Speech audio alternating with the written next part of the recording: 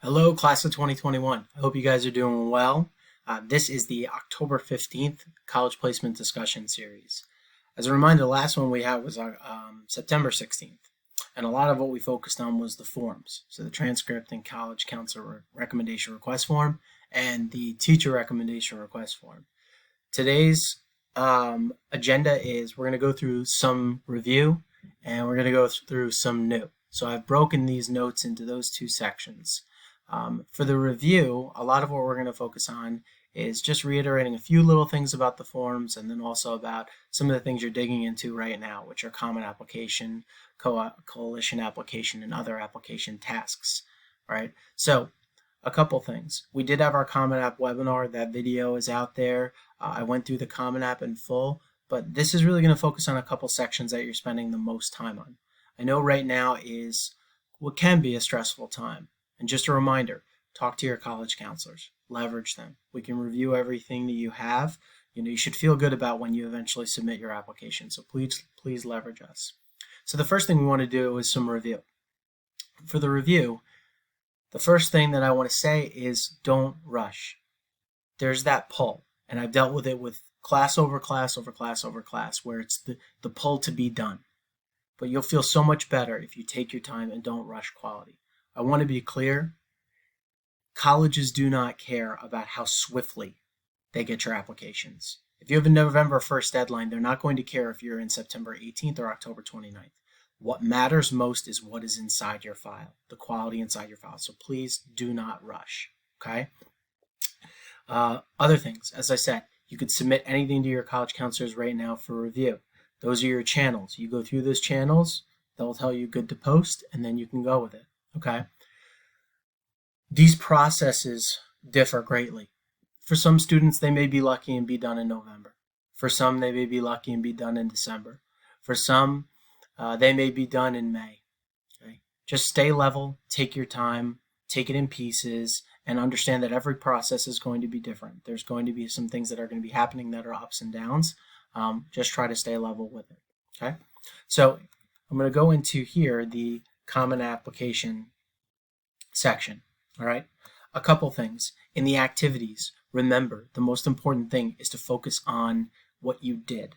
All right. So really take them into, some of the things, the actions that you've taken. Hey, I was editor of the newspaper and I actually had 2 different things that were published. I was on the lacrosse team and I was first team all county. I was part of a volunteer crew that went to a nursing home, and these are the things that we did.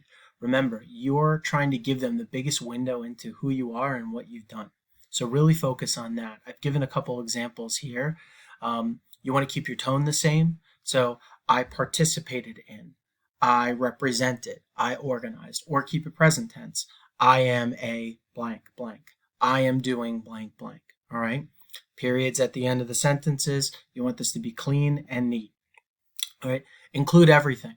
All the students that'll say, oh, well, I don't really know if I should include that. It's not really that big of a deal.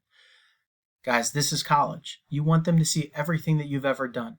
Don't make any assumptions. Give them everything. For the additional information section, I talked about this in the webinar. There's a couple reasons for this section. The first is if you have circumstances. I may have a student that says, Mr. Lester, my grades weren't that good sophomore year because I had a death in the family. That's a good spot for that. If there's anything that has been a serious impediment or something that's happened in your academics or in your life, extenuating circumstances, you could talk about it. You'll know if you have those things that you really want to discuss. The flip side of it is they allow you to put extra qualifications in there. So if you have additional activities that you weren't able to fit in the activities section, put them there. If you have activities in the activities section and you're mad that you really don't have a window or an area to talk a lot about them, you feel like you got shortchanged by 140 characters, talk about it there. Okay. So in this, I also talked about some other things. You can provide a resume in there if you'd like. All right. As I said, your college counselor can review it. I put the link to the Common App webinar here where I also went through that as well. If you need help structuring that, talk to your college counselor. All right. And then just a quick review. If you have submitted the teacher recommendation request forms and college counselor recommendation and transcript request forms, that's awesome. October 9th was the deadline for early actions. However, if by chance you still want to apply early action, talk to your college counselors. We will do anything we can to work with you. Of course, we have to have deadlines and there's only so much we can do, but we do want to work with you if we can. It's beneficial for you, for the overwhelming majority of schools, to be out in that early action pool. So talk to your counselor. If you have not submitted this form to date, please go speak with your college counselor. Let them know where your process is. Once we get into past November 1st, all college counselors will start to look where we're at, which students haven't submitted, and we'll see, okay, what's going on with their process. The link to the video for the September discussion series where I talked about the forms is in here. It's a how-to video, so you can go and take a look at that. So now let's move on to some new. Right now, you're working on your applications. You're working, of course, on your essays. Then, as you go into the applications, you click onto a school you put on your dashboard and you realize that there are these things called supplemental essays. All right? Supplemental essays, there's usually two different types of them. The first is something where it's kind of like, why UMass? Why Penn? They're asking you, why do you want to go there? The key is being well researched and not being surface. Give them details. You have these three things, and I want these three things. Supplements are about making connections between what said school has and what you want. I'm really undecided, and at Columbia you have the core, which is a curriculum that is very open, where everyone takes the same courses and you get to kind of find your way. That's important to me because I'm undecided and I like a few different things. Or it's something more targeted, where I really like how you have management, but you also have real estate, which is a program that's been one of my main criteria. So focus on the details. Don't do anything that's surface. Do your research, all right? These are things that are going to be scrutinized closely by colleges. The other type of supplement is colleges may ask you, tell us about, an organization where you've made an impact, or tell us about something that's more about you as opposed to kind of what you want, all right? The key is just detail, all right? Remember, you're presenting yourself to them. So you want to give them the best window into how you've impacted these, community, the prep community and the sub communities that you're in. All right. Again, supplemental essays can be looked at by your college counselor. And the other thing is, not every school has supplemental essays. A school like Northeastern has no supplement. A school like Wake Forest has a supplement. So it really depends. Okay. So make sure that you look through and get those reviewed. Interviews and visits. It's almost like a haha with visits. Yes, there's not a lot of visits going on, all right? But schools are still doing interviews. Some are doing informational interviews that they've added this year just to kind of bridge the gap for students. So there have been schools that have added them that didn't previously interview. There are schools that have always interviewed, and they'll do them the same way. They will do them, virtual, all right? So you'll be able to interview. If they have an interview, you should do it. It's a great opportunity to personalize your application. If you want help and you want to prepare for it, your college counselor or myself can prepare you for it. So we can always do mock interview sessions. Interviews are kind of a slice of this area we call demonstrated interest. I went over it with you guys in one of the first couple sessions that we had. But demonstrated interest is a nice way for a school to figure out, hey, if we admit this guy from the prep, how likely are they to attend? All right. So schools will track how many communications that you've had to them, how many times you visited campus, maybe if you went to their virtual visits at the prep or anything else outside of that. So they will track those things. So now's a good time where you could say to yourself, all right, have I demonstrated any interest for the schools that are on my list that I know I'm applying to? All right.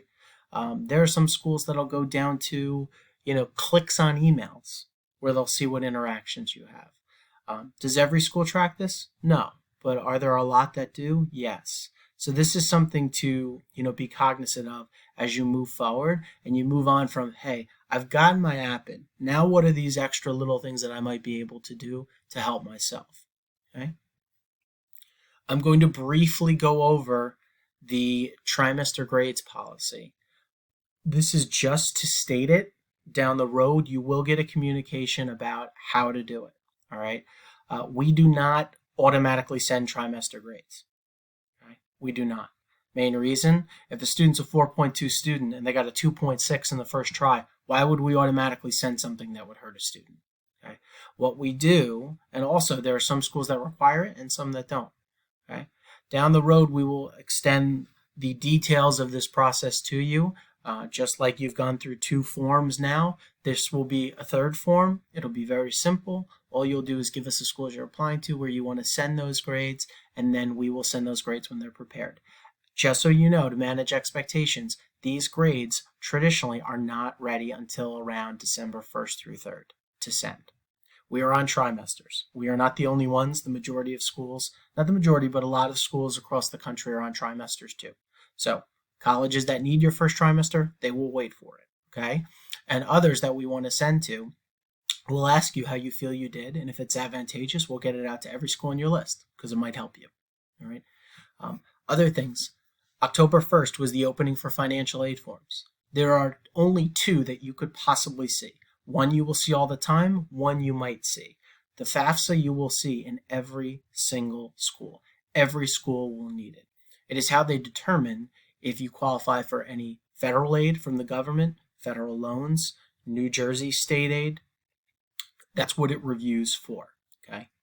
The CSS, or College Scholarship Service Profile, is on College Board. There are a few hundred schools throughout the country, mainly private schools, that require it. What private schools do is they take your FAFSA and then they also will ask for the CSS profile to see if they can give out any institutional grants or need-based monies that are from the university, not from the government. Okay, so Boston University says we need your CSS profile because we want to see if we can give you the BU grant in addition to what you might be getting from the government. Most common question that I get is, well, I mean, should we even, submit these forms? I mean, we don't feel like we're going to qualify for anything. Maybe we already had a student go through and we know that. It is always best to just submit the forms that are required. There are schools in this country that will have reviews for certain scholarships attached to if a student will have a FAFSA or a CSS profile in.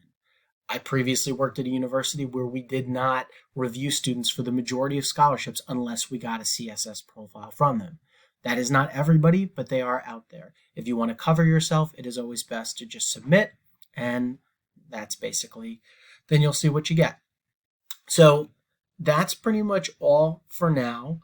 We will have another session series coming up in December, and that will focus on more, applications might be out or you might be planning to get them out in regular decision. What can you expect about when schools get back to you? How do you handle some of those decisions that come back? So as always, we'll try to isolate things that are relevant along the timeline and help you with broad information that'll kind of get you all set before you have what will be individual conversations with your college counselors about where you stand. All right. So for now, keep working hard. Keep working on the details of your applications. Leverage the resources around you. And I know it's going to be a great year for you guys. All right. Thanks so much. Have a great day.